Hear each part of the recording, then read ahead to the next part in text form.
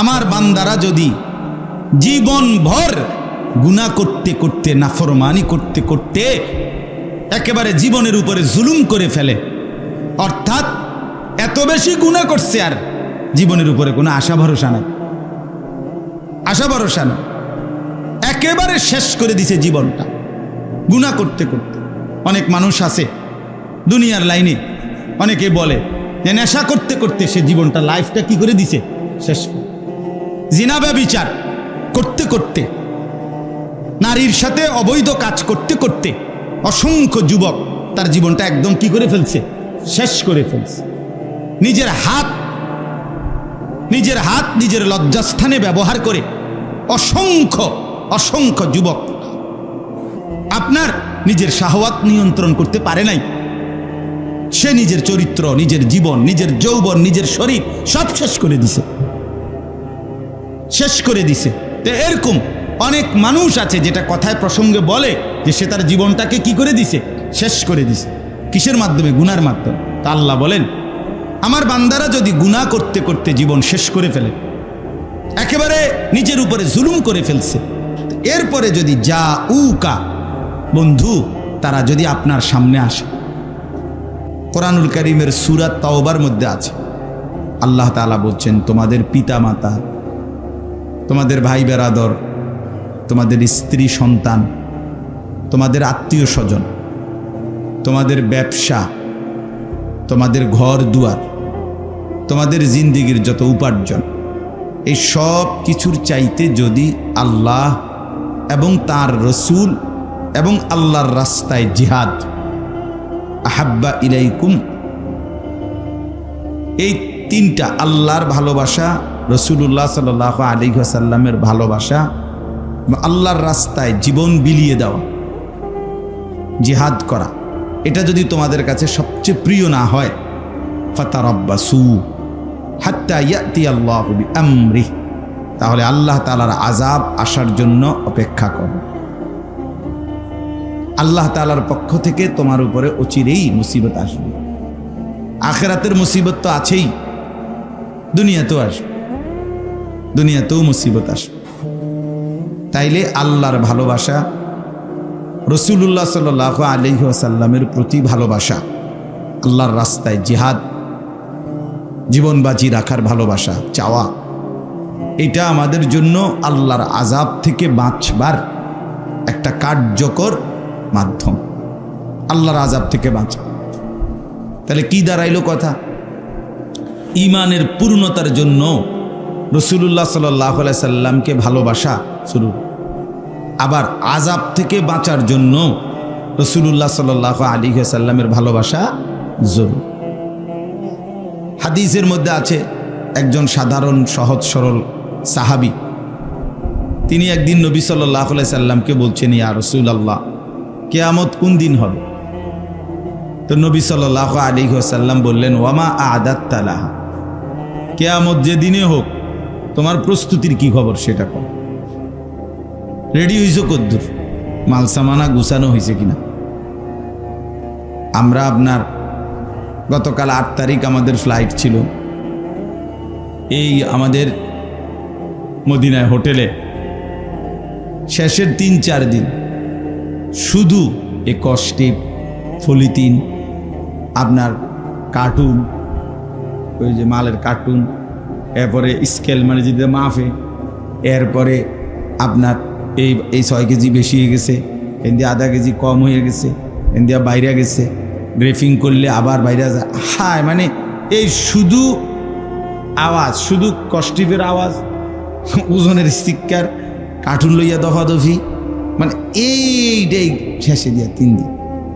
অমুকের কাছে মাফার যন্ত্র আছে কিনা, এই রুমের থেকে এই রুমে, মানে সাফা মারোয়ার মতো দৌড়াইতে আছে শুধু, এই আর মানে ওজন যেন ঠিক হয়। তো এই জন্য এখানে আল্লাহ তাআলা আমাদেরকে বলেছেন স্পষ্টভাবে যে জাহান্নামের আযাব থেকে মুক্তি আর আল্লাহ তাআলার এবং রাসূলুল্লাহ সাল্লাল্লাহু আলাইহি সাল্লামের ভালোবাসা, এটা আমাদের ঈমানের পূর্ণতা এবং আযাব থেকে মুক্তি। তো প্রস্তুতি, ওই লোকটা যখন জিজ্ঞেস করছে নবীজি তুমি প্রস্তুতির কি, এই যে আমরা যেমন রেডি হয়েছি আসার জন্য, কত কিছু যে জিগায় এয়ারপোর্টে হাজি সাহেবরা, এমনি জিগায় বনি, ওইটা করবনি, মাপবো কোথায়, শুধু প্রশ্ন শুধু প্রশ্ন শুধু প্রশ্ন। প্রস্তুতি মানে বাড়িতে আসবে যাতে সবগুলো লাগেজ মাল সামানা এগুলো ঠিকঠাক মতো আসে।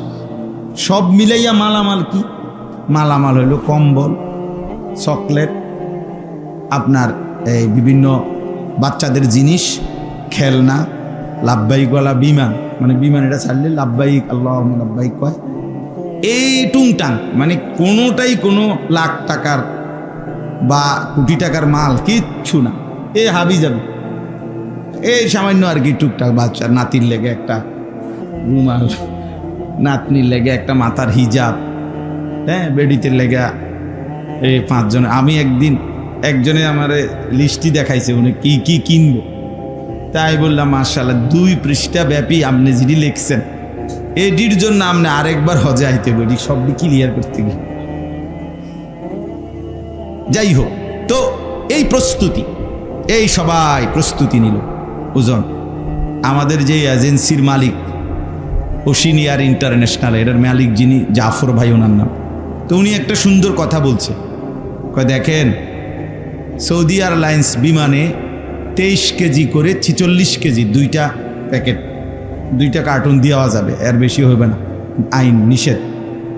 এই 23 কেজি ঠিক রাখার জন্য কতবার না হলে এক একজনে 50 বার মাফে, মানে এইটা। এবং কেউ কুদ্দুর কমায়, সবার কথা হলো কুদ্দুর কম হোক, 200 গ্রাম কম হোক, 500 গ্রাম কম, বেশি না হোক। তো উনি কথাটা বলছে, খুব ভালো লাগছে আমার কাছে। উনি বলছে আমাদেরকে সবার সামনে যে দেখেন 23 কেজি করে 46 কেজি ওজন যেন ঠিক থাকে, একটা বিমানে বাড়িতে আসবেন, এইটার জন্য এতবার মাপলেন। হাসরের ময়দানে আমার আপনার জিন্দিগির হিসাবটা যেন ঠিক থাকে, এটার জন্য জিন্দিগিটা কয়বার মাপছে। আমাদেরও তো হিসাব উঠবে, এখানে যেরকম স্কেলে দেয়, হাসরের ময়দানেও তো আমাদের মিজানের পাল্লাতে আমাদের আমল মাপা হবে।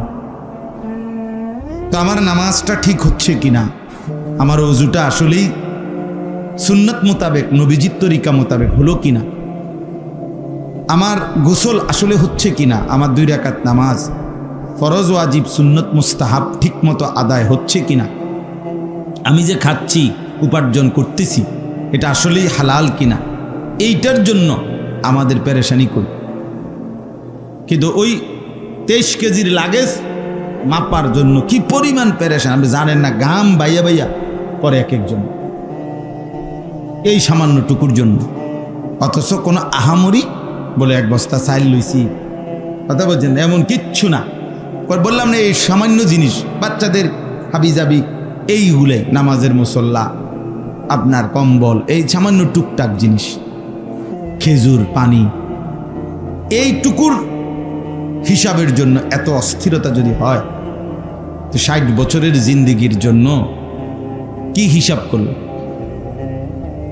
ওয়ালতামুদুর নাফসুম মা কদ্দামাত লিগাদ। আল্লাহ তাআলা বলেন মোমেন প্রত্যেকেই হিসাব করো, খেয়াল করো আগামীকাল আখিরাতের জন্য আজ দুনিয়া থেকে তুমি কি পাঠিয়েছ। ওয়ালতামুদুর নাফসুম মা কদ্দামাত লিগাদ, লিগাদ মানে আগামীকাল, গাদিন মানে আগামীকাল, আগামীকালকের কিয়ামতের জন্য আজ দুনিয়া থেকে, এখান থেকেই পাঠাইতে হবে। দুনিয়া আখিরাত সাজাবার জন্য দেওয়া হয়েছে, আখিরাত বানাবার জন্য, স্থায়ী জিন্দিগি বানাবার জন্য। হায়াত মূলত আখিরাত, জীবন মূলত আখিরাত, এটা শুধু পার করা। ওয়া ইন্নাদ দারাল আখিরাতা লাহিয়াল হায়াওয়ান, আল্লাহ তাআলা বলছে নিশ্চয়ই আখিরাতের ঘর সেটাই কেবল জীবন, হায়াত, বেঁচে থাকা। এর জন্য প্রকৃত জীবন হায়াত, এটা আখিরাত।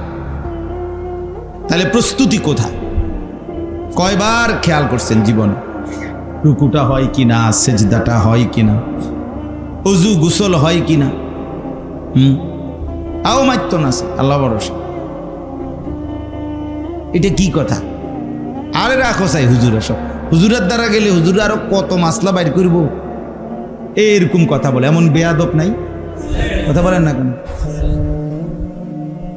আরে বেটা, হুজুর তো মাসালা বাইর করিয়া দুনিয়া তোরে শুধরাইয়া ঠিক করে দিবে, কিন্তু কবরে কে ঠিক করবে? তখন হাসরের ময়দানে কে ঠিক করে দিবে?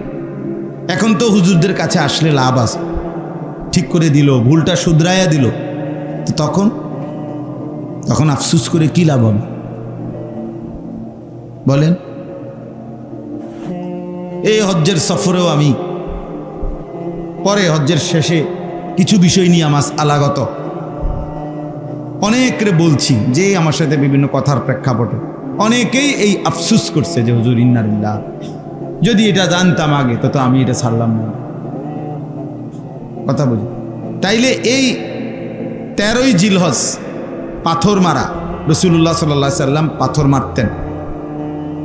অধিকাংশ একেবারে শতকরা 99.99 জন বাংলাদেশি হাজি পাথর মারে না। কেন? এটা মুস্তাহাব। মুস্তাহাব এটা দিয়ে কি রিবার? ওরা তো বেহেশতের বুঝ হইয়া গেছে আগের দিন, উনি এত সোয়াব দিয়া করবে, অথচ উনি গেছেই হজ করতে, এখানে গেছেই হজ করতে, একটু কষ্ট করতে, এটা করতে রাজি না। কথার কথায় অসংখ্য এমন বিষয় আছে, একটু কষ্ট হবে, শুধু এই শরীরে হাঁটতে এখন আর ক্লান্তি লাগতেছে, এইটুকুই কারণ, আর কিচ্ছু না, করবে না। ওনার নেকির দরকার, এত নেকি দিয়ে আমি করব না। এই যে বললাম, মানে খামখেয়ালি, গাফলতি, আখেরাতের ব্যাপারে বেখবরি, অথচ আখেরাতে আমাদের জিন্দেগি ওজন হবে না। কথা বলেন, ওজন হবে কি না? যাই হোক, ফিরে আসি ওই কথায়। ওই সাহাবী নবী সাল্লাল্লাহু আলাইহি ওয়াসাল্লাম তাকে বললেন, তুমি আখেরাতের যে দিনে হোক প্রস্তুতিটা কি তোমার সেটা বলো। তো নবী সাল্লাল্লাহু আলাইহি সাল্লামের কথার জবাবে ওই সাহাবী বললেন, ইয়া রাসূলুল্লাহ, আমার আমল স্বাভাবিক ফরজ ওয়াজিব সুন্নতে মুআক্কাদা সেগুলো তো আমি করতেছি, কিন্তু বাকি আমলের পরিমাণ অনেক বেশি এমন না, সামান্যই আমার আমল। তবে আমি একটা কথা দিল থেকে নবী বলি, ইন্নী উহিব্বুল্লাহ ওয়া রাসূলা, আমি আল্লাহ এবং তার রসুলকে ভীষণ ভালোবাসি। অর্থাৎ ভালোবাসার দাবিতে আমি অনুসরণ করতেছি, আরো বাড়াইতে চাইতেছি, ভালোবাসি বলেই নিয়মিত আমল যতটুকু পারতেছি করতেছি। তো আল্লাহ নবী সাল্লাল্লাহু আলাইহি সাল্লাম বললেন, ঠিক আছে, তাহলে তুমি নিশ্চিন্ত হও, আল মারউ মাআ মান আহবাব, প্রত্যেক মানুষ বা আহবাব, তুমি যাকে ভালোবাসছো, যাকে তুমি ভীষণ ভালোবাসো, হাসরের ময়দানে তুমি তারই সঙ্গী হবে, তারই সঙ্গী হবে। আল মারউ মাআ মান আহাব্বা, প্রত্যেক ব্যক্তি সে যাকে খুব পছন্দ করে হাসরের ময়দানে সে তারই সঙ্গী হবে, তার সাথেই হবে। তাহলে অতএব এই হাদিস দ্বারাও বোঝা গেল, হাসরের ময়দানে যে ব্যক্তি প্রিয় নবী সাল্লাল্লাহু আলাইহি সাল্লামকে ভীষণ ভালোবাসবে, সে হাসরের ময়দানে নবী সাল্লাল্লাহু আলাইহি ওয়াসাল্লামের সঙ্গী হবে, তার সাথে দাঁড়াবে, তার পাশে থাকবে, তার কাছাকাছিতে দাঁড়াবে। এত মানুষ, এত কোটি কোটি মানুষ আল্লাহর নবীকে ভালোবাসে, তো সবাই একসাথে দাঁড়াইলে আপনি বলেন যে কেমনে একসাথে দাঁড়াবে, পাশে দাঁড়াইবে কেমনে? এত মানুষ তো আমি অনেক পিছিয়ে যাব না, কেমনে একসাথে দাঁড়াবে সেইটা আপনার চিন্তার বিষয় না, সেটা হাসরের ময়দানে গেলেই আপনি দেখবেন। কোরআন শরীফে আছে, সমস্ত জান্নাতীরা জান্নাতের মধ্যে যখন বসবে, প্রত্যেকেই প্রত্যেকের মুখোমুখি বসবে, কেউই কি কারো পিঠ দেখবে না। ওয়া আকবালা বা'দুহুম ইলা বা'দিন, তো তাইলে আপনি কোন তো 10 কোটি মানুষ, 100 কোটি মানুষ, কোটি কোটি মানুষ জান্নাতি, তো এত মানুষ একসাথে মুখোমুখি, কেউ কারো পিঠ দেখবে না, তো কেমনে বই বইটা, কত বড় রুম লাগবে, কেমনে সিস্টেম করবে? তো এগুলা সব আপনি সেখানে গেলেই দেখবেন ইনশাআল্লাহ। তা যাই হোক, আমার বলার উদ্দেশ্য ছিল প্রিয় নবী সাল্লাল্লাহু আলাইহি ওয়াসাল্লামের ভালোবাসা। নবী সাল্লাল্লাহু আলাইহি সাল্লামকে ভালোবাসার কথা আল্লাহর কোরআনে আছে কিনা বলেন? রাসূলুল্লাহ সাল্লাল্লাহু আলাইহি সাল্লামের হাদিসে আছে কিনা বলেন? বলতেছে। 3টা উদাহরণ দিয়ে বুঝাইলাম। 1 নাম্বার হলো ইমানের পূর্ণতার জন্য রাসূলুল্লাহ সাল্লাল্লাহু আলাইহি সাল্লামের ভালোবাসা জরুরি। 2 নাম্বার হলো জাহান্নামের আযাব, আল্লাহর আযাব থেকে বাঁচার জন্য রাসূলুল্লাহ সাল্লাল্লাহু আলাইহি সাল্লামের ভালোবাসা জরুরি। আর 3 নাম্বার হলো নবী সাল্লাল্লাহু আলাইহি সাল্লামের সঙ্গী হওয়ার জন্য হাসরের ময়দানে, এর জন্য নবী সাল্লাল্লাহু আলাইহি সাল্লামকে ভালোবাসা ভীষণ কি জরুরি, ভীষণ জরুরি। এখন আসেন, ভালোবাসার এই প্রশ্ন, এই দাবি করলে বা বললে আলহামদুলিল্লাহ প্রত্যেকে একবারে, আমাদের সেলিম ভাই থেকে শুরু করে এদিক থেকে যদি আমরা একজন একজন করে জিজ্ঞেস করি যে নবী সাল্লাল্লাহু আলাইহি সাল্লামকে ভালোবাসতে রাজি তো, সবাই বলবেন জি, হ্যাঁ এটা আমরা বুঝি, এটাই আমরা বলবো জবাবে, ঠিক না? বা ভালোবাসেন কি না? হ ভালোবাসি। এই যে ভালোবাসা, কিন্তু এই ভালোবাসা কখন হয়, কেমনে বুঝায়, কি দিয়া হয়? আপনি শুধু দাবি করলেন আপনি নবী সাল্লাল্লাহু আলাইহি সাল্লামকে ভালোবাসি, এটা বললেন, এটা তো যথেষ্ট না বাপ, কোনোভাবেই না, কোনো যুক্তিতেই না। আপনার শুধু মুখের বলন দ্বারাই প্রিয় নবী সাল্লাল্লাহু আলাইহি ওয়াসাল্লাম কে ভালোবাসেন আপনি কেমনে বুঝাবেন? এই শুধু বললেই হয়ে যাবে কেমনে? আমি আমার কাফেলার যে কয়েকজনের দাড়ি ছিল না প্রথম, তো প্রথমেই বলছি, আমি বললাম যে দেখেন আমার একটা অনুরোধ, কয়েকদিন পরে নবী সাল্লাল্লাহু আলাইহি ওয়াসাল্লামের রওজা মুবারক মদিনায় আপনারা যাবেন, নবী সাল্লাল্লাহু আলাইহি সাল্লামের সামনে দাঁড়িয়ে সালাম দিবেন। নবীজির রওজায়, নবী সাল্লাল্লাহু আলাইহি সাল্লাম রওজা মুবারকের মধ্যে জীবিত, হায়াতুন নবী, সম্পূর্ণ সশরীরে তিনি কি জীবিত, বলেন আলহামদুলিল্লাহ। তাইলে জীবন্ত নবীর সামনে দাঁড়িয়ে আপনি সালাম দিবেন, তো এই দাড়িবিহীন চেহারা নিয়া কেমনে দিবেন? কেমনে সালাম দিবেন? জীবনভর বিড়ি সিগারেটের দুর্গন্ধে মুখটা এটা নিয়ে দাঁড়ায় কেমনে দিবেন? হারামের টাকা, সুদের টাকা দিয়ে জীবনভর পকেট ভরছেন, কেমনে দাঁড়াইবেন? কিতাবের মধ্যে তারিখে স্পষ্ট আছে, রাসূলুল্লাহ সাল্লাল্লাহু আলাইহি ওয়াসাল্লামের কাছে একবার পারস্যের বাদশাহ, অর্থাৎ এখন ইরান যেটাকে বলে তার আশপাশ, পারস্যের কিসরা, এই বাদশার 2 জন প্রতিনিধি, দূত, আগে রাজা বাদশাদের দূত, প্রতিনিধি 2 জন লোক মদিনায় রাসূলুল্লাহ সাল্লাল্লাহু আলাইহি ওয়াসাল্লামের সাক্ষাৎ করার জন্য রাষ্ট্রীয় পয়গাম নিয়ে আসছে। তো ওই 2 জনের চেহারার মধ্যে দাড়ি ছিল না, একদম কাটা, স্পষ্ট তারিখে আছে। রাসূলুল্লাহ সাল্লাল্লাহু আলাইহি ওয়াসাল্লাম সাথে সাথে কসম খোদার ফানসারাফা ওয়াজহা, চেহারা ফিরায় নিলেন।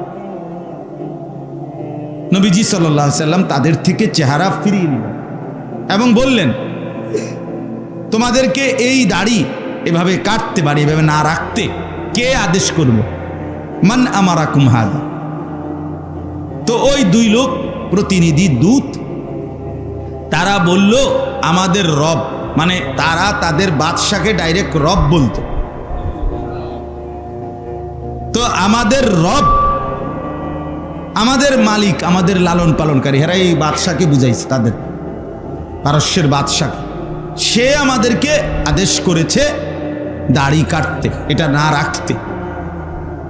রাসূলুল্লাহ সাল্লাল্লাহু আলাইহি ওয়াসাল্লাম সরাসরি বলছেন, বাল আমারা রাব্বি বিইফা'i লিহিয়াতি, আর আমার রব আমাকে দাড়ি লম্বা করতে আদেশ করেছে। তোমার রব কাটতে বলছে, আর আমার রব কি করতে বলছে? রাখতে বলছে, লম্বা করতে বলছে। তাহলে আমি বললাম 1450 বছর আগে নবী সাল্লাল্লাহু আলাইহি ওয়াসাল্লাম তো চেহারা মুবারক ফিরাইয়া নিছেন, এটার প্রমাণ আছে। তো এখন নিবে না?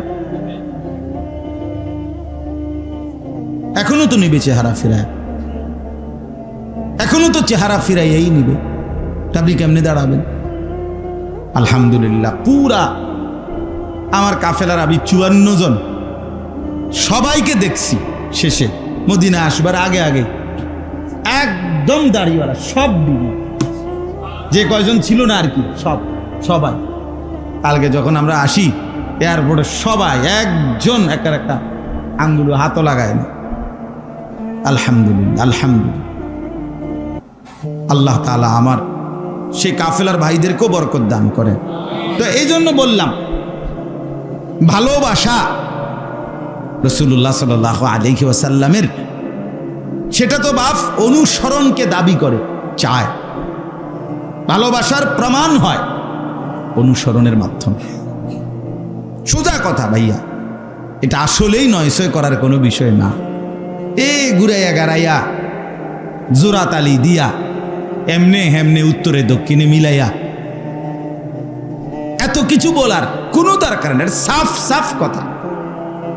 নবী সাল্লাল্লাহু আলাইহি সাল্লামের ভালোবাসা জরুরি, জরুরি কিনা? বাধ্যতামূলক, তাকে ভালোবাসতেই হবে। এটা ঈমানের অংশ, এটা ঈমানের পূর্ণতা। আর ভালোবাসা প্রমাণ হবে, ভালোবাসা প্রমাণ হবে সোজা কথা আনুগত্যের দ্বারা, অনুসরণের দ্বারা। ইতাআত, ইত্তিবা, অনুসরণ। এই আপনাদেরকে বললাম, আমি আসলে যেহেতু মদিনার থেকে আসছি কালকে, এই কারণে আমার ওই আবেগটা রয়ে গেছে।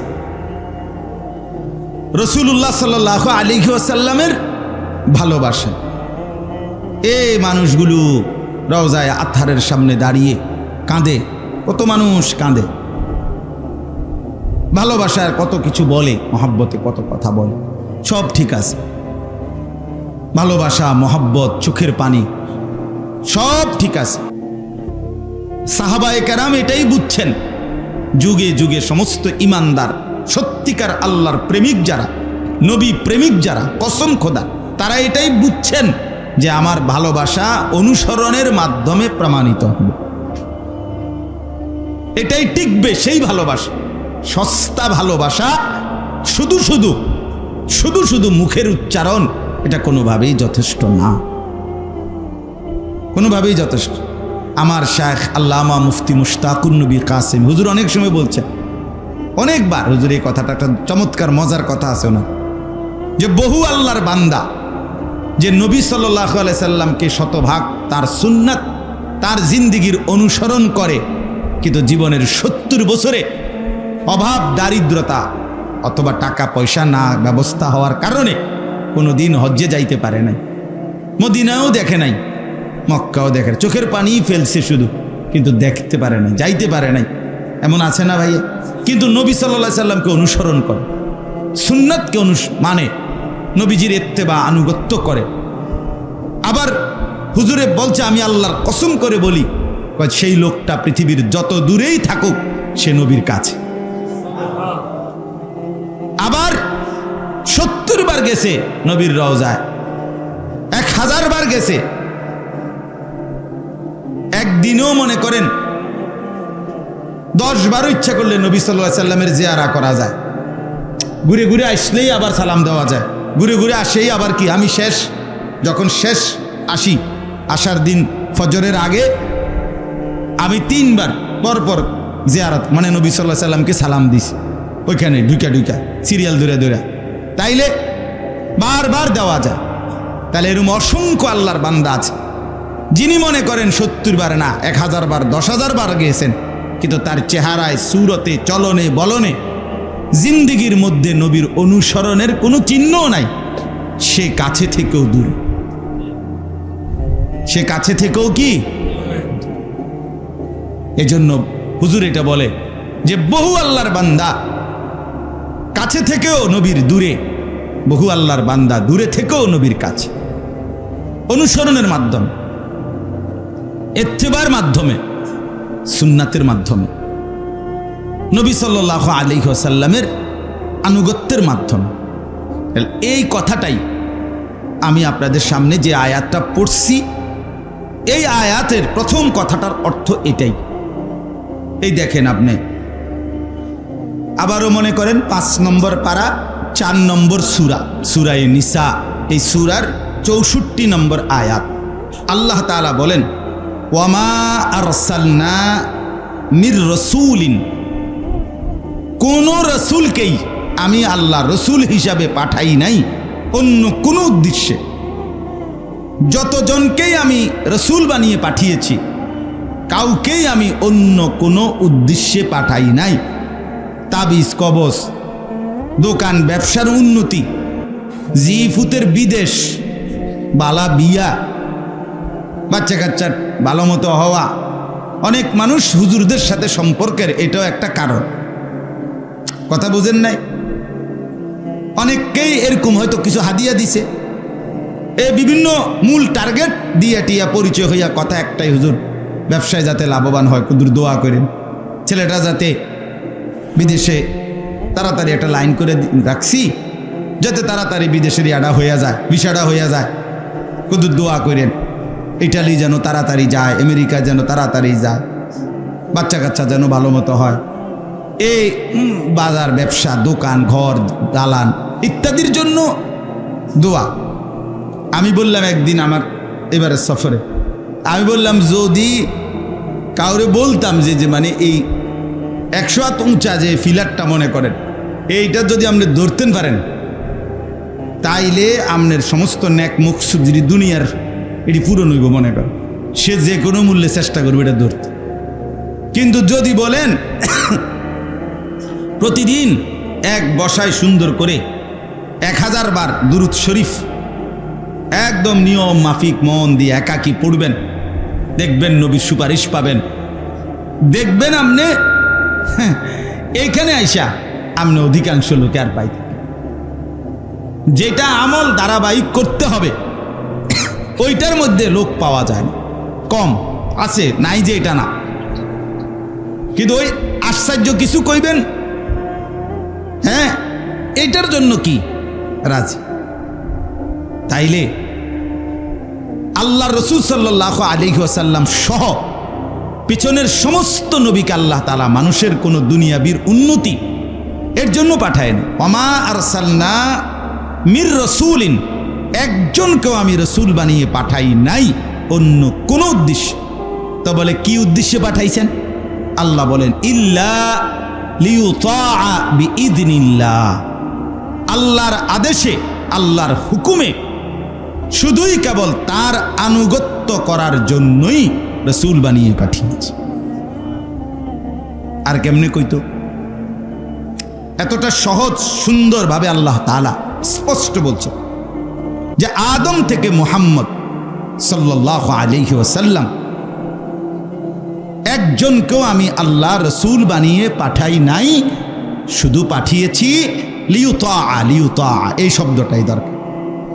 ইল্লা লিইউতাআ, শুধুই কেবল তার আনুগত্য, মজহুলের সিগা, তার আনুগত্য করা হবে এই জন্য পাঠাইছি। বিইজনিল্লাহ, ওই রসুলের আনুগত্য কেন করব? আল্লাহর আদেশের কারণে।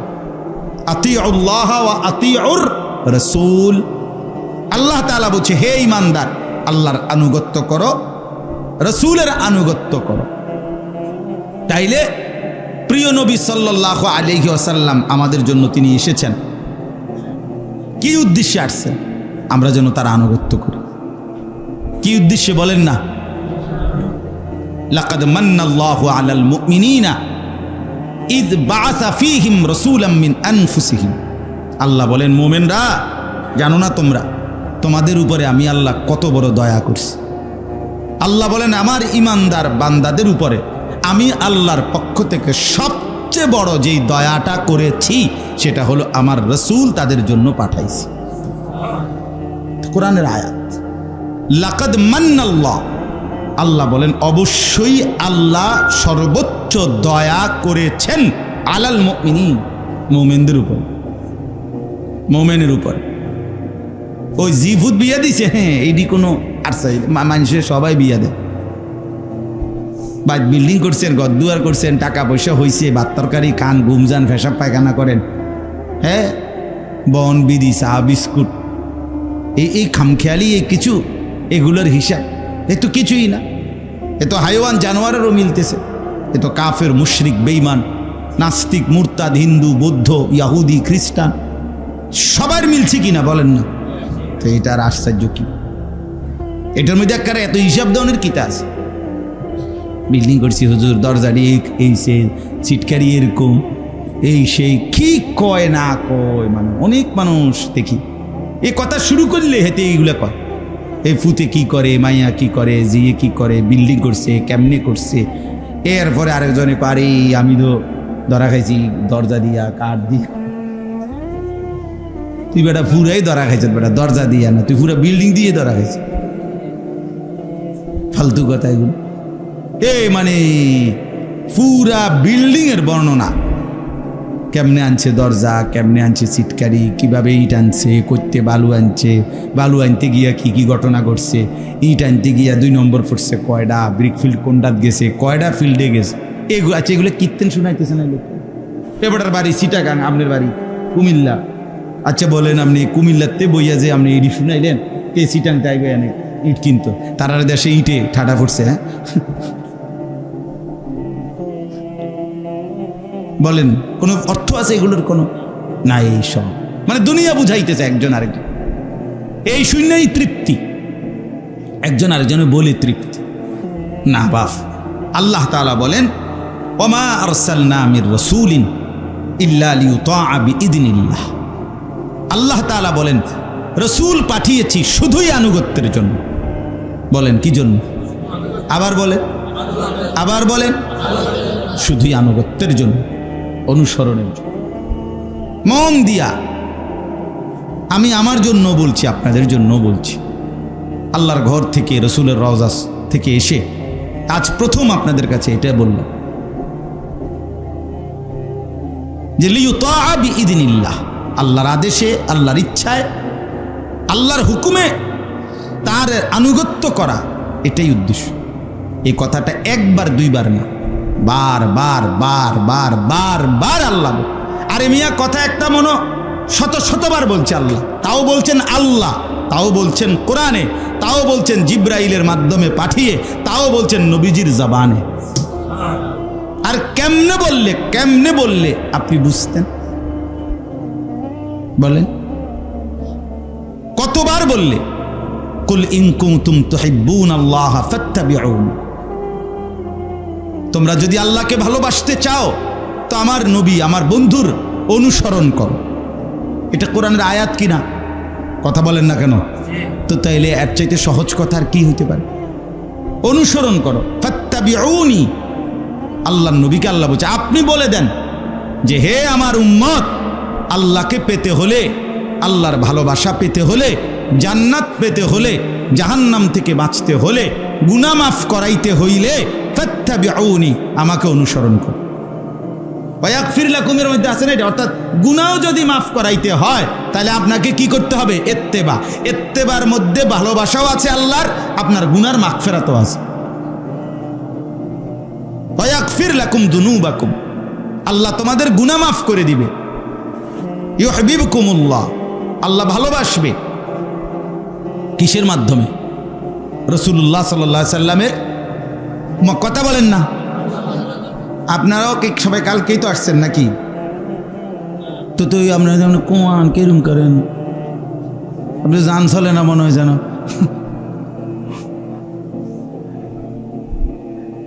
তাইলে রাসূলুল্লাহ সাল্লাল্লাহু আলাইহি ওয়াসাল্লামের আনুগত্যের মাধ্যমে, অনুসরণের মাধ্যমে আল্লাহর ভালোবাসা মিলবে, আমাদের গুনাহের মাফি, মাগফিরাত আল্লাহর কাছ থেকে মিলবে, আল্লাহর কাছ থেকে মিলবে। এখন গুনাহ মাফ নেওয়ান, আল্লাহর কাছ থেকে গুনাহ মাফ করানো, এটা আমাদের জন্য কি পরিমাণ দরকার?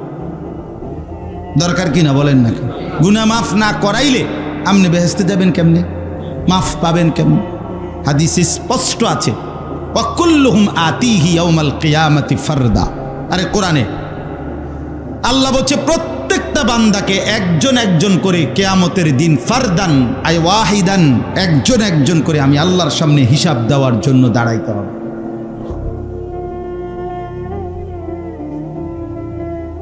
বলে ওয়াউরিদু আলা রাব্বিকা সাফফা, আল্লাহ বলে সকলকেই তোমাদের রব আল্লাহর সামনে লাইন ধরিয়ে একজন একজন করে পেশ করা, দাঁড় করানো হবে। লাকাদ জিতুমুনা কামা খালাকনাকুম আউয়ালা মাররা, আল্লাহ বলবেন, বান্দা কি খবর, সেই প্রথম দুনিয়াতে যেমন একা গেছিলে, আজ বুঝলা তো যে সব ছেড়ে তুমি একাই আমার সামনে এসে দাঁড়ায়। মাতবরিটা কই, মাতবরি কই, সব কিছু কই, কিচ্ছুই নেই, কিচ্ছুই নেই।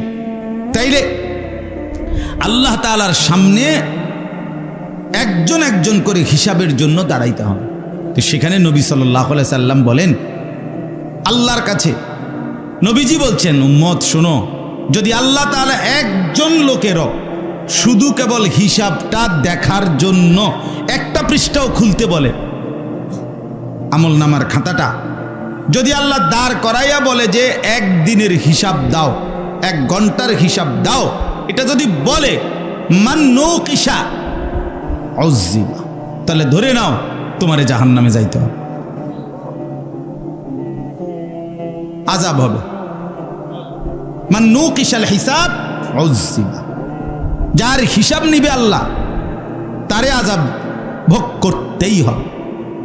তাহলে জান্নাতে যাবে কেমন? শুধু জান্নাতে যাবে ওই অবস্থায় যার দিকে তাকাইয়েই আল্লাহ তাআলা বলবে যে ওকে আগে বাড়ো।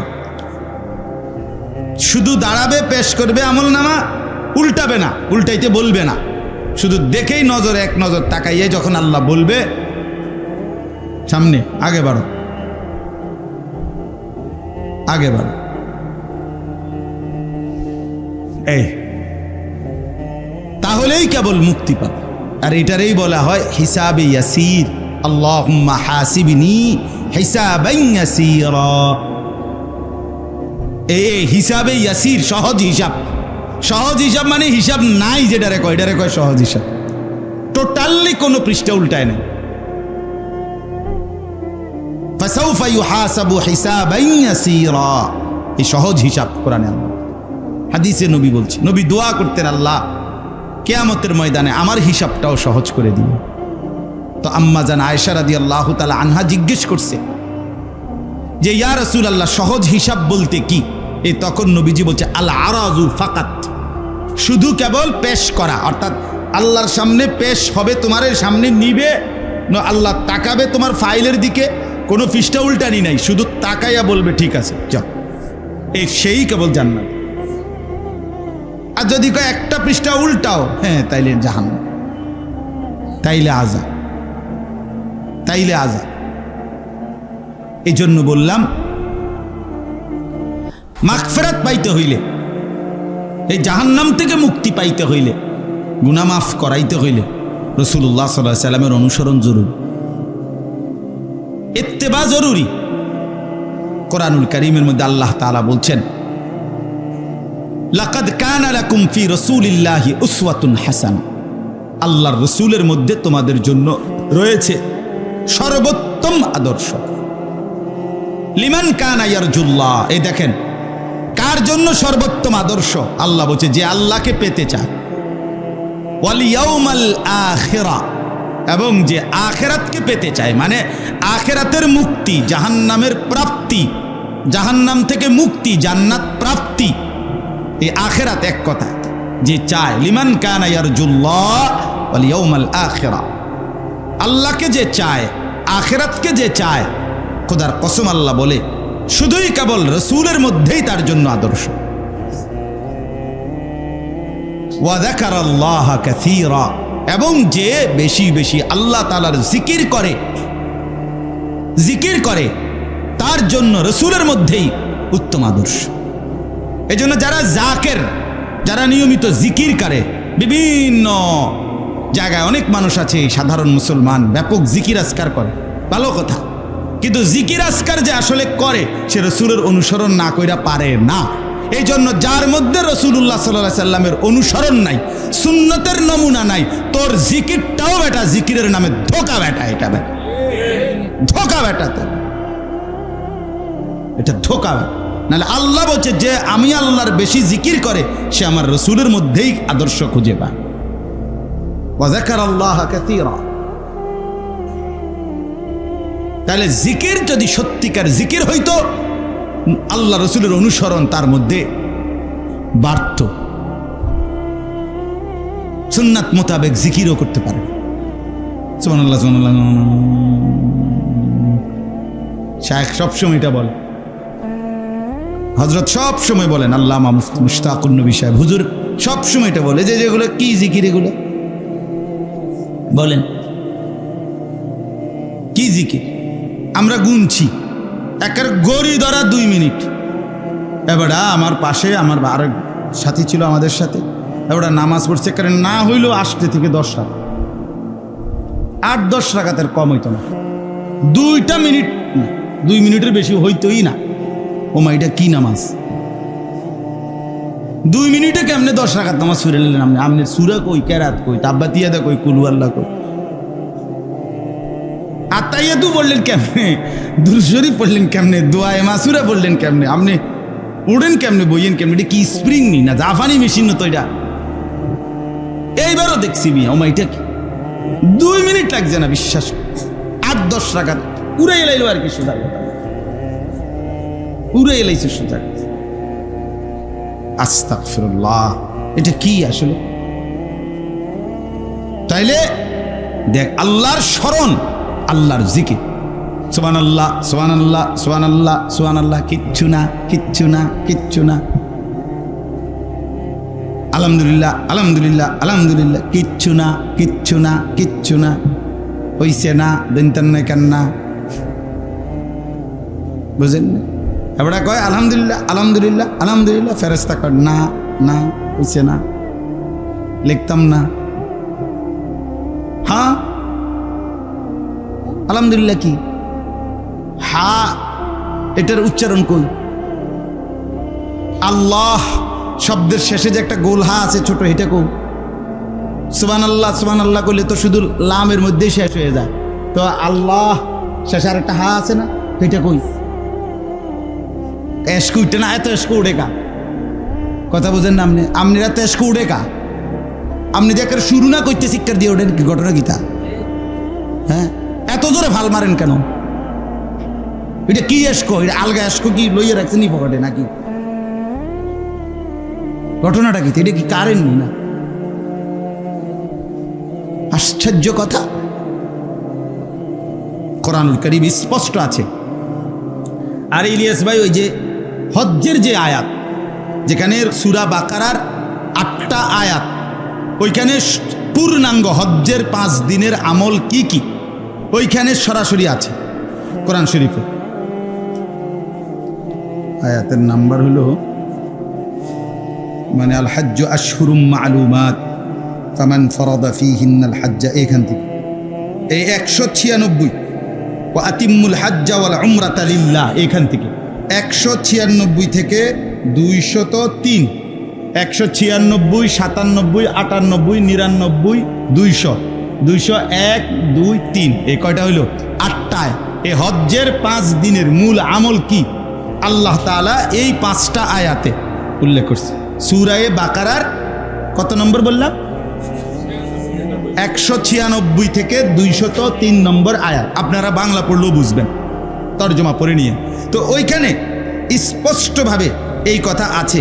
আল্লাহ তাআলা বলেন, এই হজ্জের 5 দিনের যা আমল, মিনা, আরাফা, মুজদালিফা, আবার মিনা, মেন কাজটা হলো এইখানে হারাম শরীফ, তাওয়াফে জিয়ারত, সাই, এসব মিলাইয়া এইখানের মূল ডিউটিটা কি?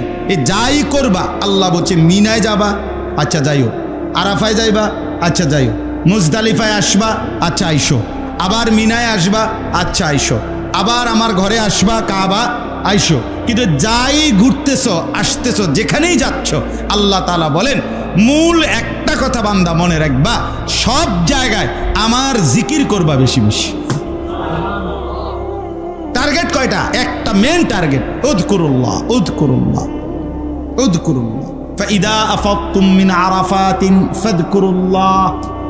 এই যে আরাফাত থেকে আসতেছো ক্লান্ত, আরে না, জিকির করো জিকির করো। ফাইদা কাদাইতুম মানাসিকাকুম ফাযকুরুল্লাহ, এই যে এরপর ওয়াযকুরুল্লাহ ফি আইয়ামিন মা'দুদাত, মিনায় থাকবা 2 দিন 3 দিন থাকো, তবে আমার জিকির করো। আমার কি করো? বারবার কথা এটা কইছে, এই 8টা আয়াত। তো এখানে একটা মৌলিক কথা আছে, এখানে দেখেন, এখানে 198 আয়াতের নম্বর আয়াতের মধ্যে বলে রাখছে ওয়াদকুরুহু কামা হাদাকুম, আমি যেভাবে নির্দেশনা দিয়েছি সেভাবে জিকির কর। আমি এটা হুজুরও দেখাইছি, হুজুর হ্যাঁ মৌলানা সেরকম কথা। ওয়াদকুরুহু কামা হাদাকুম, আল্লাহ যেভাবে তোমাদেরকে দিক নির্দেশনা দিয়েছেন সেভাবে জিকির করো। এই যে কোরআনের আয়াত, সেভাবে জিকির করো। তাইলে আল্লাহ তাআলা বলেন, আল্লাহর জিকির যে বেশি করে, আল্লাহকে যে পেতে চায়, আখেরাত যে পেতে চায়, আল্লাহ বলেন তার জন্য আমার রসুলের মধ্যেই রয়েছে সর্বোত্তম আদর্শ। হাসা কাঁদা, হাসি কান্না, আনন্দ বেদনা, দুঃখ সুখ, ঘর বাহির, পরিবার, স্ত্রী সন্তান, আয় রোজগার, উপার্জন, নড়া চড়া, উঠা বসা, হাত্তাল হারাকাত ওয়াসসাকানাত, নড়লেও নবী আদর্শ, স্থির থাকলেও নবী আদর্শ। হাসলেও তিনি মডেল, কাঁদলেও তিনি মডেল, হাঁটলেও তিনি মডেল, বসলেও তিনি মডেল, দাঁড়াইলেও তিনি মডেল। যদি আল্লাহকে পেতে চাও, যদি আখেরাত পেতে চাও, যদি আল্লাহর স্মরণ বেশি করতে চাও, আর শুধু জিলাপি আচ্ছা ঠিক আছে মন মতো করো, শুধু বিরানি মাকসাদ খালাস, শুধু দোকানের উন্নতি মাকসাদ, শুধু দোকানের বেচা কিনা ভালো হোক, এই জন্য শুধু দুরূদ শরীফ পড়লা, ঠিক আছে পড়ো মন মতো, যেটা মনে করি পড়ো, যেমনি ভাল লাগে এমনি পড়ো, মাথা লাড়ো, নলে ঠ্যাঙ্গাল গিয়ে দিয়া লাও, নলে টাঙ্গাইয়া থাকো, তোমার অসুবিধা কি করো না। কারণ মাকসাদ তো হইল কি দুনিয়া, কথা বলেন না কেন? মাকসাদ কি? আর মাকসাদ যদি হয় আখেরাত, মাকসাদ যদি হয় আল্লাহ, তাহলে জিকির করতে হবে, রাসূলুল্লাহ সাল্লাল্লাহু আলাইহি সাল্লামের ভালোবাসা আনুগত্যের মাধ্যমে প্রমাণ করতে হবে। এই কথাটাই আমি বললাম। তাইলে মূল বক্তব্য এই কথাটা আজকে আমরা বুঝলাম। আমাদের প্রিয় নবী সাল্লাল্লাহু আলাইহি ওয়াসাল্লাম, তিনি এই পৃথিবীতে আল্লাহর শ্রেষ্ঠতম নেয়ামত হিসাবে আমাদের জন্য এসেছেন, তিনি আল্লাহ পাঠাইছেন। আল্লাহ নবী বারবার এই কথাটা বলছে, বুইস্তু, আমি প্রেরিত হয়েছি, আমারে পাঠাইছে। নবীজি বলতেন আনা দাওয়াতু আবি ইব্রাহিম, আমার পূর্বপুরুষ, আমার বড় বাপ অর্থাৎ আমার পূর্বপুরুষ ইব্রাহিম আলাইহিস সালাম, আমার আব্বা, উনি আমার জন্য দোয়া করছিলেন আল্লাহর কাছে, আমি সেই দোয়ার ফসল হিসাবে জমিনে আসছি। তাইলে তিনি আসার উদ্দেশ্য একটাই, তার আনুগত্য। তার কি? আনুগত্য। তাকে দেখে নিজেকে সাজান। আমাদের আগে মনে করেন আমরা আসছি, কালকে এলো সোমবার, রবিবার দিবাগত রাত 2:30টায় আমাদের ফ্লাইট হয়েছে মদিনা থেকে, আমরা আসছি। তো আমাদের আগের সপ্তাহে মানে আগের শনিবারে আমার শায়েখ আল্লামা মুফতি মুশতাকুন নবী সাহেব, হুজুরের কাফেলা, হুজুর সহ ফ্লাইটে হুজুরে বাংলাদেশে আসছে আমাদের 6 দিন আগে। তো আমার কাফেলার হাজি সাহেবদের কয়েকজন আমার কাছে আইয়ে বারবার হুজুরের কাফেলার ওলা করে জিঙ্গান না কদ্দুর, ফোনটা দিয়া জমজম ভিতরে ব্যাগে লম যায়নি, তারপরে ওজনের মধ্যে কোনো কি দিছিনি, ওই 23 কেজির বেশি কদ্দুর হইলে সারবনি, এ কথাই রে গুইরে এ কথা। তাইলে আমি বুঝাইতে চাইছি কোন কথাটা, প্রত্যেকেই আগের কাফেলার খবর নিছে, ওই আলোকে নিজেদেরকে রেডি করছে। কথা বুঝছেন কিনা বলেন? তো রাসূলুল্লাহ সাল্লাল্লাহু আলাইহি সাল্লামকে আল্লাহ বলেন আমি পাঠাইছি, তাকে দিয়ে আমি সব করাইছি, সব দেখাইছি, তুমি শুধু তাকে দেখে দেখে সামনে রেখে রেখে তাকে অনুসরণ করে তোমারটা সাজায় নিবা। অতএব টেনশন নাই। নকশে কদম নবী কে হে, जन्नत के रास्ते अल्लाह से मिलाते हैं सुन्नत के रास्ते। कराची हजरतेर शेर, सारा पृथ्वी ख्यात शेर, एटाई এই 2 লাইন সারা পৃথিবীর উলামায়ে কেরাম জানে। পাকিস্তান করাচির হজরত কুতুবে আলম আরিফ বিল্লাহ হজরত মাওলানা শাহ হাকিম মোহাম্মদ আখতার রহমতুল্লাহ, ওনার অসংখ্য অগণিত কবিতা আছে, শের আছে, আশআর আছে, কিন্তু এর মধ্যে এটা সবচেয়ে বেশি সুন্দর, সবচেয়ে সেরা।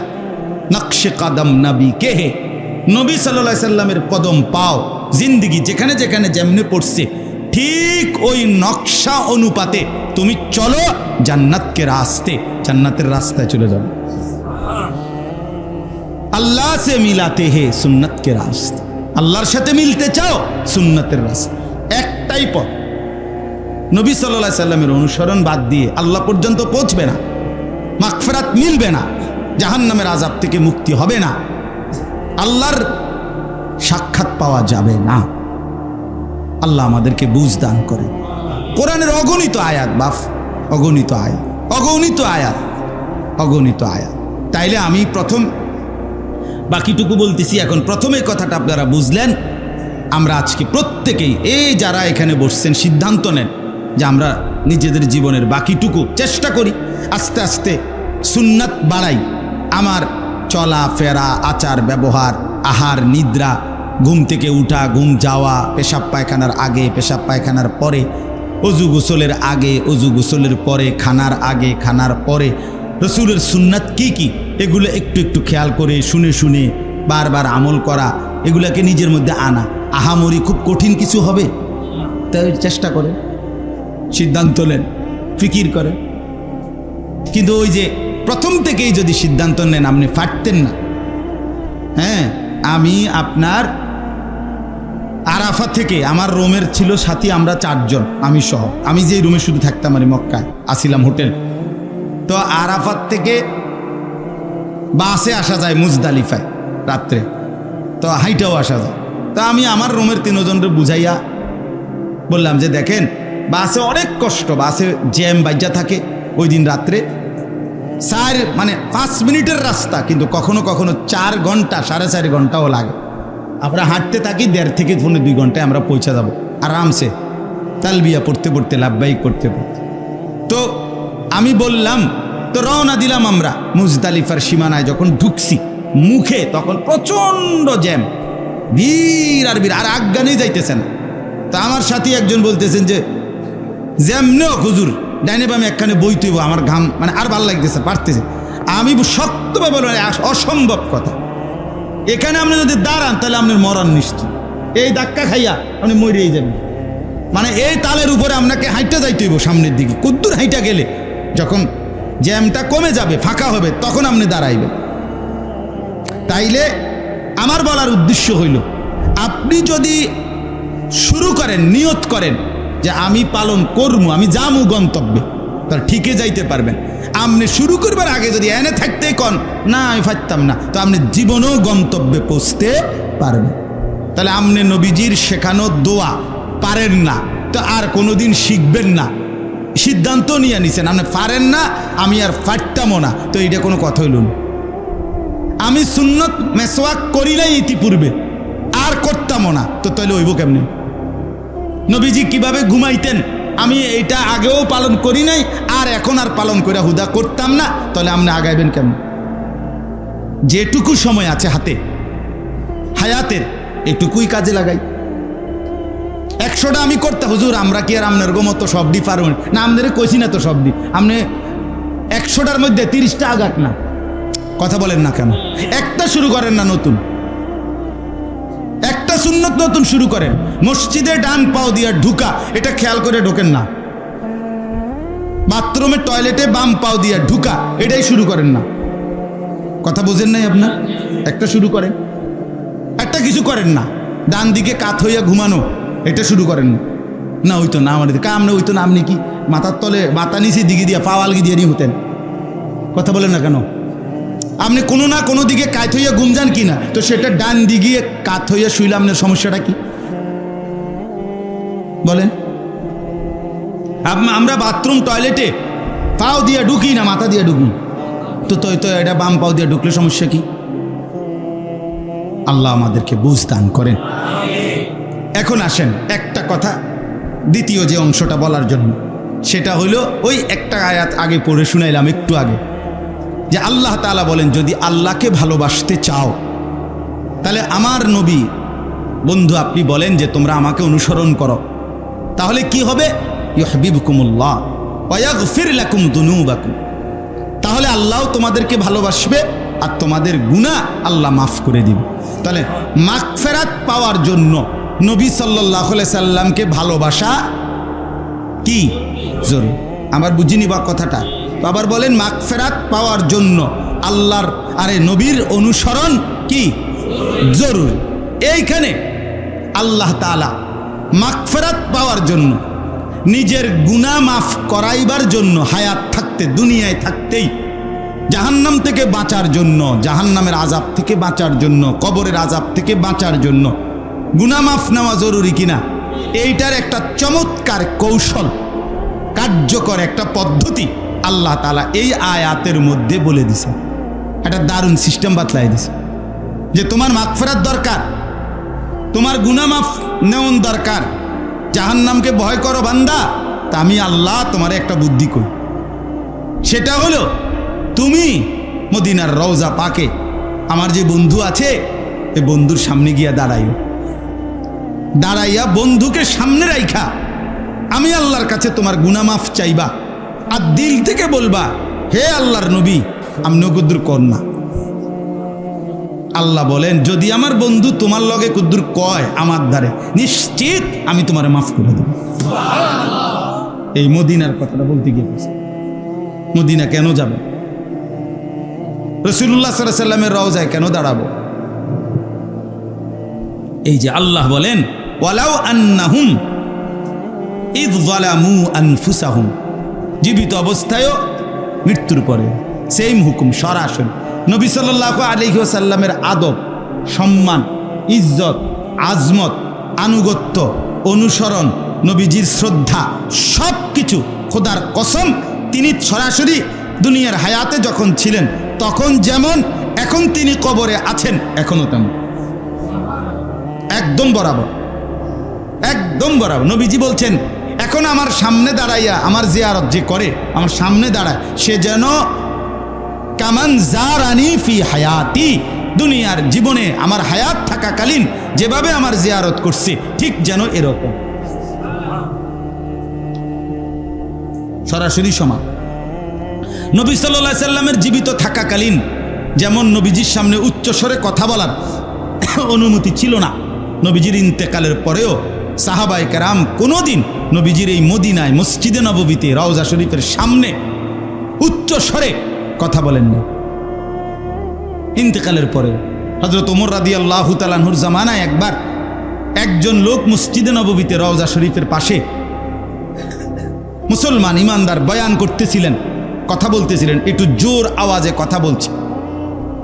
প্রথম একদিন নিষেধ করাইছে তাকে, দ্বিতীয় দিন আবার আরেকবার যখন আরেকটু জোরে বলছে, আবার একবার দইরা ঘাড়ে দইরা, ওমর তো ওমরে ঘাড়ে দইরা বাইর করে দিছে মসজিদ, তুই বাইর, তোমার ওয়াজের খেতা গেলে যাবে না, তোর ওয়াজ লাগবে না, তুই জানো না এখানে রাসূলুল্লাহ সাল্লাল্লাহু আলাইহি ওয়াসাল্লাম আছে। তার সামনে যে উচ্চ আওয়াজে কথা বলা নিষেধ, এটা তার জীবিত থাকাকালীন যেই হুকুম, ইন্তেকালের পরও এই হুকুম। এখনো মক্কায় পুলিশ, যারা মক্কার পুলিশ মসজিদে হারামে এই হজ্জের, আমরা সবসময় দেখি, এবারও দেখছি, এখানে এরা চিল্লা বেশি, মক্কার পুলিশরা, মানে হাজি তারিক তারিক, হাজি রাস্তা রাস্তা, মানে সরো হাজি, শুধু ডাকে, শুধু আওয়াজ করে মুখ দিয়া, আর মদিনায় শুধু হাত দিয়ে টানে। বুঝছেন নি? আমারও একদিন এই রওজা শরীফে সালাম দিতেছি, আমি আর লড়ি না, এতেও আমারে 2-3 বারই ইশারা দিছে, কিন্তু আমি লড়ি না, সেটা আমার দইয়ের কাছে দিয়ে পড়ছে। তা আমার সাথের যারা তারা হাসতেছে, হুজুর আপনি তো একটা ঠেললে আনে লইয়া পড়ছে। আমি বলি হের ডিউটি করছে, আমি আমারটা করছি, ওর দায়িত্ব আমার ঠেললে হানে দিয়ে, আমার দায়িত্ব চেষ্টা করে আমার নবীর সামনে কিন্তু দাঁড়াই থাকুন, খালাস। কিন্তু বলতেছিলাম যে ওই মুখে কি করে না, এরা চিল্লায় না, চিল্লায় না, এখানে একের সেম আচরণ, মানে মক্কায় এরা আওয়াজ করে মুখ দিয়া, বারবার বলে, বারবার বল তারিক তারিক। তাহলে বললাম রাসূলুল্লাহ সাল্লাল্লাহু আলাইহি ওয়াসাল্লামের ইজ্জত, আজমত, সম্মান জীবিত থাকাকালীন যেমন এখনো কি, কথা বলেন না। তো আল্লাহ বলেন বন্ধু, জীবনভর গুনার নাফরমানি করে যা উকা, যারা আপনার সামনে আসলো, চাই জীবিত থাকাকালীন, চাই কি এখন ইন্তেকালের পরে রওজা শরীফে ওইখানে আপনার সামনে এসে দাঁড়ালো, দাঁড়াইয়া কি করলো, ফাস্তাগফিরুল্লাহ, আল্লাহ তাআলার নিকট, আমি আল্লাহর নিকট তাদের গুনাহের জন্য ইস্তিগফার, ক্ষমা প্রার্থনা করব। ওয়াস্তাগফারা লাহুমুর রাসূল, আর আপনি রসুলও তাদের জন্য আমি আল্লাহর কাছে মাফ চাইলেন। আপনিও কইলেন যে আল্লাহ দেন, মাফ করে দেন। লাওয়াজাদুল্লাহ তাওয়াবার রাহিমা, অবশ্যই তাহলে আমি আল্লাহকে পাবেন যে আমি তওবা কবুলকারী, আমি দয়াকারী।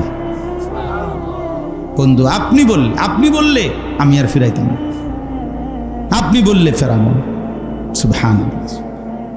এই জন্য রাসূলুল্লাহ সাল্লাল্লাহু আলাইহি ওয়াসাল্লামের রওজা মুবারক জিয়ারতের সবচেয়ে বড় একটা লাভবান বিষয় হইল যে এর দ্বারা আমি যদি নবীর কাছে সুপারিশ কামনা করি, আমি যদি তার কাছে দাঁড়িয়ে বলতে পারি চোখের পানি ফেলে, হে আল্লাহর রাসূল সাল্লাল্লাহু আলাইহি ওয়াসাল্লাম, আমার আল্লাহর কাছে আমি মাফ চাইতেছি, আপনি বুদ্র কোন, আপনি বলেন। আর আল্লাহ তাআলার কাছে নবী যদি বলে, তো আল্লাহ তাআলা ওই বান্দার, ওই মুমিনের সমস্ত জিন্দেগি গুনাহ মাফ করে দেবে। এটাই আল্লাহ এখানে বলছে, এইটাই আজকে বললাম, এই একটা আয়াতই বল। তাইলে 64 নাম্বার এই আয়াতের মধ্যে আমরা তাফসীরের মধ্যে একটা ছোট্ট ঘটনা আছে। সেটা হলো পূর্ব জামানায় রাসূলুল্লাহ সাল্লাল্লাহু আলাইহি ওয়াসাল্লামের ইন্তেকালের পরে একজন বড় বুজুর্গ ছিলেন, উবাইদুল্লাহ আল আতবী রাহমাতুল্লাহ আলাইহি, অথবা উতবী। তো উনি নবী সাল্লাল্লাহু আলাইহি ওয়াসাল্লামের রওজা শরীফ মদিনায় জিয়ারত করতে আসছেন ইন্তেকালের বহু পরে। তো উনি যখন আসছেন, তখন উনি নবীজি সাল্লাল্লাহু আলাইহি ওয়াসাল্লামের রওজার সামনে দাঁড়িয়ে, ঠিক এই টাইমে আরেকজন মুসলমান, গ্রাম্য সাধারণ আরাবি, একজন সহজ সরল মুসলমান আল্লাহর বান্দা, সেও আইসা দাঁড়াইছে। দাঁড়াইয়া একেবারে আরবি তফসিরের মধ্যেও এবং তারিখের কিতাবেও নবীজির দুরূদ শরীফ এবং নবীজির মদিনা জিয়ারতের ফজিলতের উপরে বহু কিতাবে এই ঘটনাটা আছে, প্রসিদ্ধ ঘটনা, এটা একেবারে মাশহুর।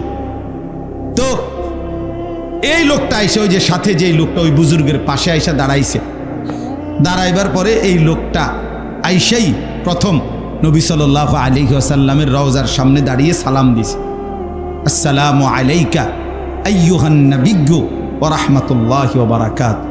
নবীজির রওজা পাকে প্রথম সালামের সর্বোত্তম পদ্ধতি হলো ওই কোরআনে, আরে আল্লাহ তাআলা আত-তাহিয়াতুর মধ্যে যেটা শিখাইছে, এটা প্রথমে এটা বলা, আসসালামু আলাইকা আইয়ুহান নাবিয়্যু ওয়া রাহমাতুল্লাহি ওয়া বারাকাতুহু। এটা আপনারা জানেন না কোথায় আছে? কোথায়? তাশাহুদের মধ্যে আছে কিনা? এইটা প্রথম বলতে হয় দাঁড়িয়ে। এরপরে আসসালাতু ওয়াসসালামু আলাইকা ইয়া রাসূলুল্লাহ, এগুলা যতটি বলতে পারে, যে দূর সময় পায়, ইয়া হাবিবাল্লাহ, ইয়া শফিআল মুজনিবিন, ইয়া রাহমাতাল লিল আলামিন, ইয়া সাইয়্যিদাল মুরসালিন, আসসালাতু ওয়াসসালামু আলাইকা ইয়া ইমামাল মুত্তাকিন, যা কইতে পারে। এরপরে তো লোকটা প্রথম কি দিলেন? সালাম দিলেন। সালাম দিয়ে বললেন, সামি'তুল্লাহ ইয়াকুলু, হে আল্লাহর রাসূল, আমি শুনছি, আমি পড়ছি কোরআনের এই আয়াত, এটা পড়ছি, ওয়ালাউ আন্নাহুম ইয যালামু আনফুসাহুম জাউকা ফাস্তাগফিরুল্লাহ ওয়াস্তাগফারা লাহুমুর রাসূলু লাওয়াজাদুল্লাহ তাওয়াবার রাহিমা। এই সূরা নিসার এই 64 নম্বর আয়াত পড়ছে লোক, পড়ে বললেন, এখানে আল্লাহ বলছে, হে নবী, আপনাকে সামনে রাইখা গুনাহ মাফ চাইতে আর আপনার কাছে সুপারিশ চাইতে, আপনিও যেন কদ্দুর সুপারিশ করেন। তা আমি এই আয়াত পড়ে এই লোকটা বললেন যে জিতুকা মুস্তাগফিরান লিযুনুবি, আমি আমার গুনাহ মাফ পাওয়ার জন্য আপনার সামনে আসছি, ওয়া মুস্তাশফিআন বিকা ইলা রব্বি, আপনার মাধ্যমে আমার রবের কাছে, আপনার কাছ থেকে একটু সুপারিশ চাচ্ছি, আপনি কদ্দুর সুপারিশ করেন, আমিও মাফ চাইতেছি ইয়া রাসূলুল্লাহ, আপনি আমার লাগা কদ্দুর কইয়েন।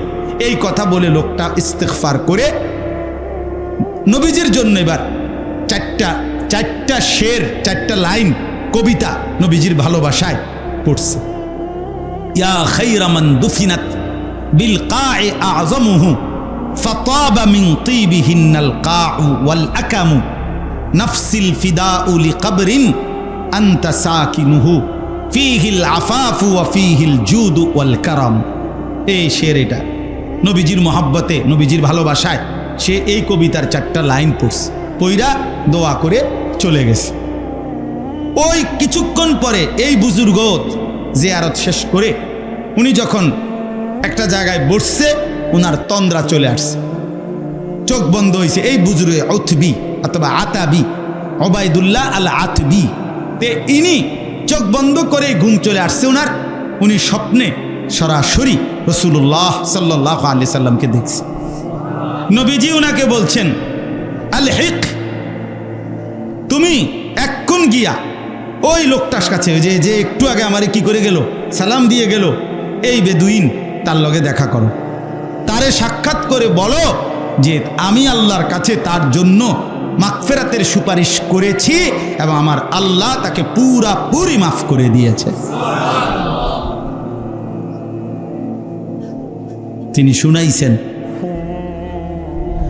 এবং ওই লোকটাকে ওই সুসংবাদ দিয়েছেন। এবং সবচেয়ে মজার কথা হলো, আজকে শত শত বছর থেকে এই 4 লাইনের এই সাধারণ এই মুসলমান ভালোবাসার টানে যে শেরটা পড়ছে নবীর ভালোবাসায়, কবিতাটা, ওই যে 4টা লাইন এখনো আজকেও, মানে আমরা আসতো, আমি দেখাইছি বারবারে আমার হাজি সাহেবদেরকে, এই নবীজি সাল্লাল্লাহু আলাইহি সাল্লামের রওজা মুবারক, যেখানে দাঁড়াইয়া নবীজিকে সালাম দিতে হয় মদিনা মসজিদে নববীতে, যেখানে দাঁড়িয়ে সালাম দেয়, এখানে যে 2টা খুঁটি আছে, মাঝখানের যে 2 খুঁটিতে স্বর্ণের অক্ষরে, স্বর্ণের প্রলেপ দিয়ে লেখা এই 4 লাইনের শের, এটা মাঝখান বরাবর এখনো আছে, আজও আছে।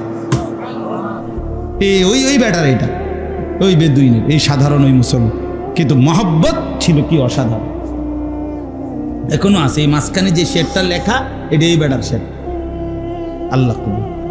ইয়া খায়রা মান দুফিনাত বিল কা'i আ'যামুহু ফাতাবা মিন তিবিহিন্নাল কা'উ ওয়াল আকামু নাফসিল ফিদাউ লিকবরিন আনতা সাকিনুহু। যে কবরে আপনি শুয়ে আছেন বন্ধু, আমার পুরা জিন্দেগি আপনার জন্য উৎসর্গ করব।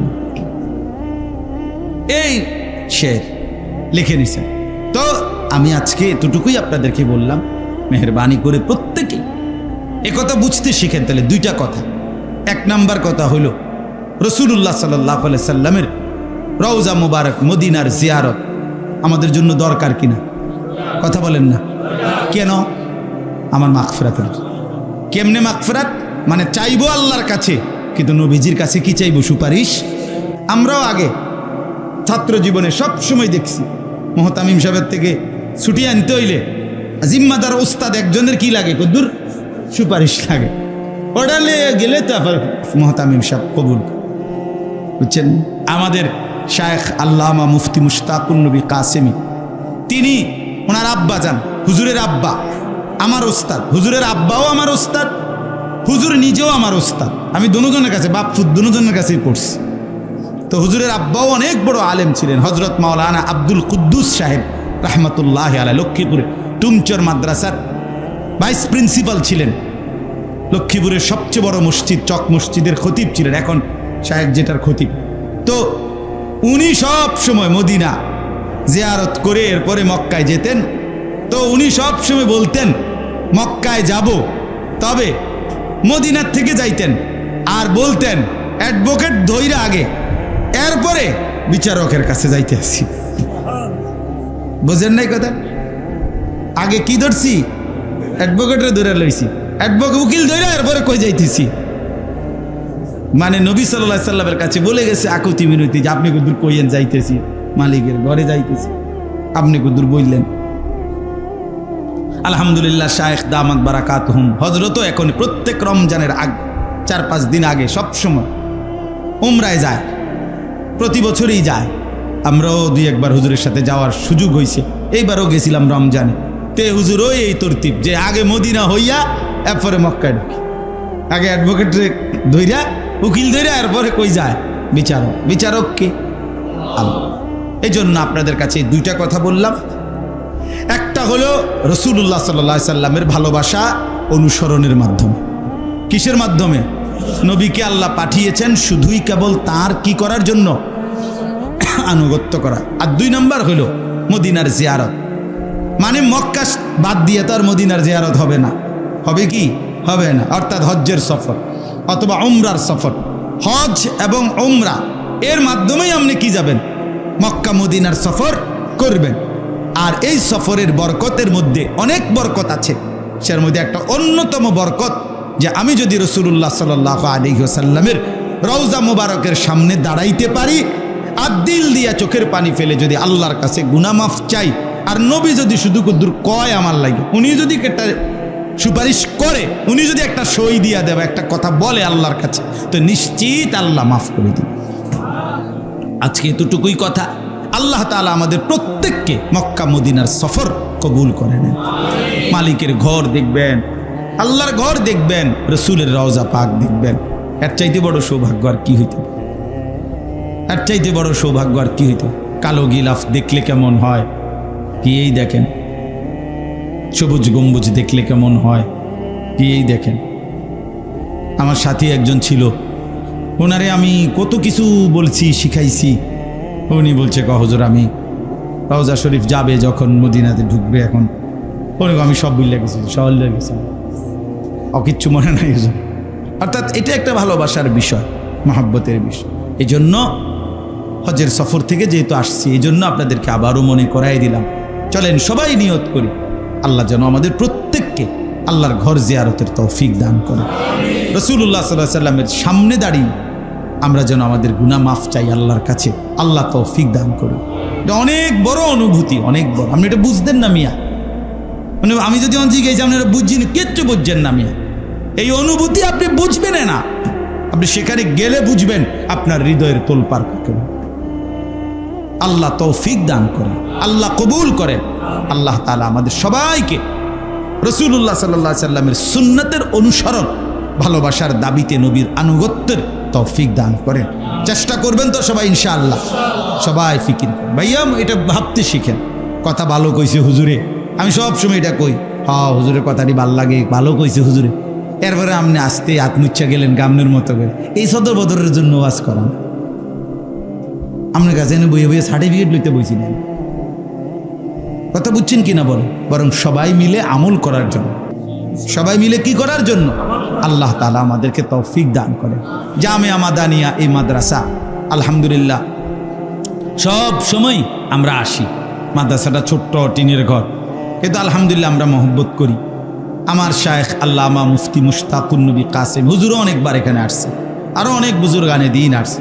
কষ্ট করেই মৌলানা মাহমুদ ভাই, উস্তাদরা ছাত্ররা পড়ালেখা করে থাকে, ছোট্ট এই ব্যবস্থাপনায় সব কিছু মিলাইয়াই কষ্ট করেই থাকে।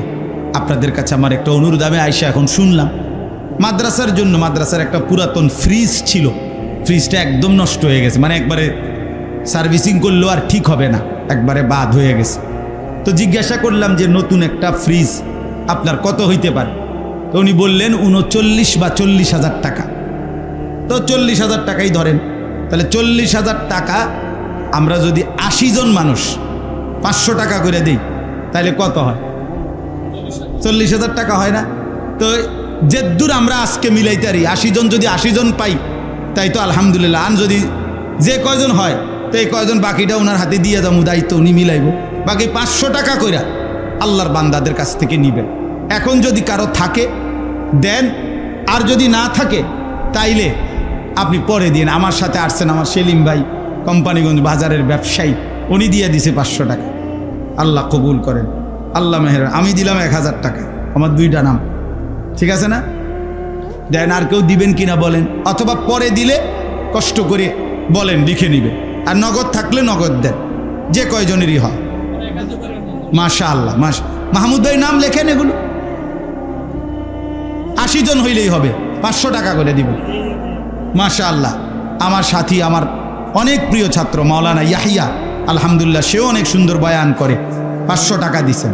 ইউসুফ ভাই দিছেন, মাশাআল্লাহ। মুফতি ইউসুফ ভাই 500 টাকা, মাশাআল্লাহ। আল্লাহ আপনি কবুল করে নেন, লিখে নেন। ভাইয়ের নাম কি ভাই? এ ভাই, আচ্ছা, কুটি বাজারের ব্যবসায়ী শরীফ ভাই দিবে 5,000 টাকা, আল্লাহ কবুল করেন। তো আপনি তো নিছেন গা 10 জন, মাশাআল্লাহ। এই 500 টাকা কে দিল? বশির, আমাদের বশির 500 টাকা নগদ দিল। কি? সাদ্দাম ভাই 500 টাকা।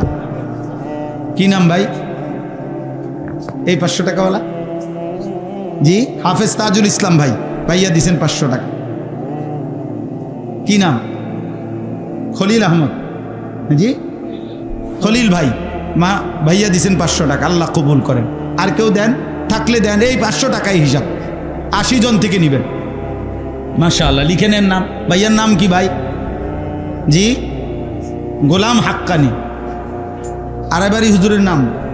মাশাআল্লাহ, আল্লাহ কবুল করেন। আল্লাহ তাআলা হুজুরের কবরকেও নূরে নূরে ভরপুর করে দেন। আমি হুজুরের দেখছি 1-2 বার।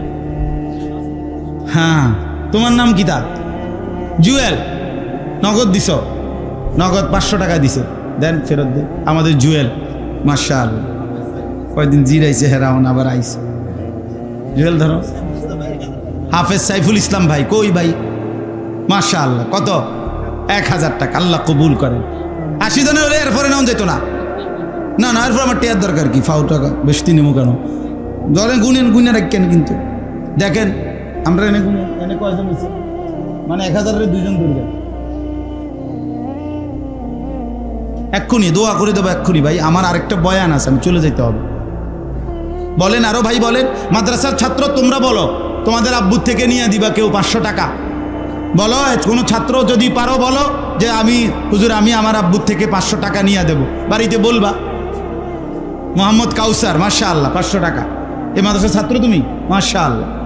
বলেন ভাই, আপনারা আরো বলেন। ভাই কি নাম ভাই? নাসিম। নাসিম ভাই, আল্লাহ কবুল করেন। 1000 টাকা। এনে 10 জনের টাকা হয়েছে। হ্যাঁ, নগদ পাইলাম 500 টাকা, আল্লাহ কবুল করেন। ইউসুফ ভাই, মাশাআল্লাহ। এরপরে তামিম ভাই, 500 টাকা, আল্লাহ কবুল করেন, মাশাআল্লাহ। এই 500 টাকায় কমবে না, কিন্তু অনেক ফায়দা হবে, বাচ্চাদের উপকার হবে, মাদ্রাসার ফায়দা হবে। ইব্রাহিম, ইউটিউবাররা এরকম ভালো হয়ে গেলে তো আর হইল না। হ্যাঁ, ইব্রাহিম দিছে 500 টাকা। রিদওয়ান, এই রিদওয়ান, ওর নাম ছিল রবিন, ওর নাম আমি বদলায় রাখছি রিদওয়ান। অনেক সুন্দর নাম না এটা? এখন হ্যাঁ, এর নাম আমি বদলাইছি, এই নাম। খানা বাকি রয়েছে। জি, আল্লাহ কবুল। আমার শাকের ভাই 1000 টাকা, আল্লাহ কবুল করো। ভাইয়া শাকের ভাইয়ের নাম লেখেন। মন কষাইর নি না, শাকের ভাই তো চিনে, মাহমুদ ভাই চিনে, মাশাআল্লাহ। আর কেউ বলেন, হয়ে যাবে ইনশাআল্লাহ। কি নাম? রবিউল ভাই, 1000 টাকা, আল্লাহ কবুল করেন, আলহামদুলিল্লাহ। নওজোয়ান ভাই, তোমরাও বলো, ভাইয়া বলো, 500 টাকা দাও, মাদ্রাসার জন্য ফায়দা হবে ইনশাআল্লাহ। আপনাদের কাগজে কয়জন হয়েছে দেখেন, কেমনে বুঝবেন? 10,000 5,000 রেডি হতে পারে। হ্যাঁ, আপনার এখানে চারটাই কি 500 টাকাওয়ালা?